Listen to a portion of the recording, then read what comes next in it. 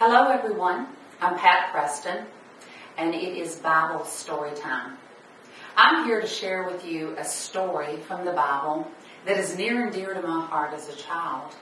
I'm going to talk to you about Daniel in the lion's den.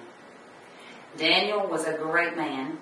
Daniel was a man of God, and Daniel was under the leadership of King Darius.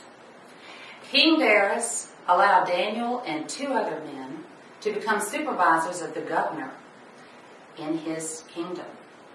As Daniel was in that kingdom, Daniel did everything right. King Darius noticed that, and at the same time, all of a sudden, King Darius was contemplating the idea of making Daniel, he was the head of the whole kingdom. King Darius knew he was able to do that. The other two supervisors that were sent in with Daniel at the same time, of course, jealousy rages, and they were trying to figure out the way that they could put Daniel in his place, so to speak. With doing that, they decided they would catch Daniel with something that he was not doing right on his job. That was difficult because Daniel did everything to the best of his ability, which was great. They decided that the only way that they could catch Daniel was that Daniel was so held to his religious beliefs and his faith that if they could find something in that, they'd catch him. So they go to King Darius and they tell King Darius, I really think that you should make it mandatory that for at least 30 days that no man in this kingdom uses any form of a god or any other man to get the things they're going after in life.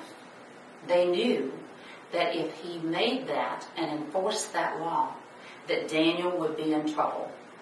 Because Daniel went every day to his bedroom, and he sat in the window that looked toward Jerusalem, and as he sat in the window, he would pray.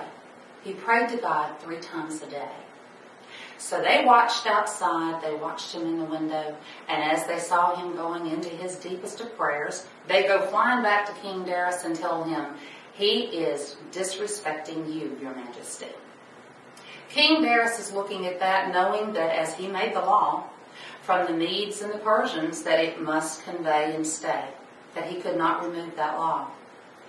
He then says, okay, we've got to follow through. So he goes and he tells them to put Daniel into the lion's den. The whole time reluctant to do this because King Darius knew Daniel was a good man, that he was a great supervisor.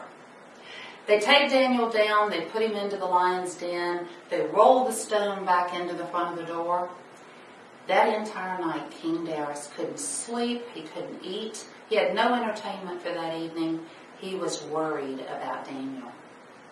The next morning at dawn, King Darius goes flying to the stone, rolls away the stone, and is heading in, and he's going to see, is Daniel there? Is this great God that he believes in, had he rescued him, or had he left him to die in the midst of the lions? He rolls the stone away, and he yells out and says, Daniel, is that God that you so totally admire? Has he rescued you? In the midst of the silence, Daniel's response is, yes, your majesty, I am here. And when he responded to King Darius was in awe. He was happy.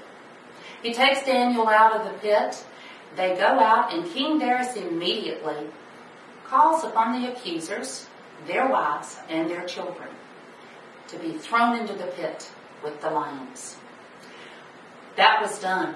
At the end of that, King Darius goes out and gives greeting to all people in the nation that said, you best fear and respect Daniel's Lord, for he is God, he is here, and he is in control. Daniel was a man of faith. Daniel was a man that did good things. He knew God would rescue him because he had done no wrong. I'll leave this story with you today in hopes that if you get a chance, read it for yourself. It's a wonderful story. One that I've kept near and dear to my heart since a child. God bless you all.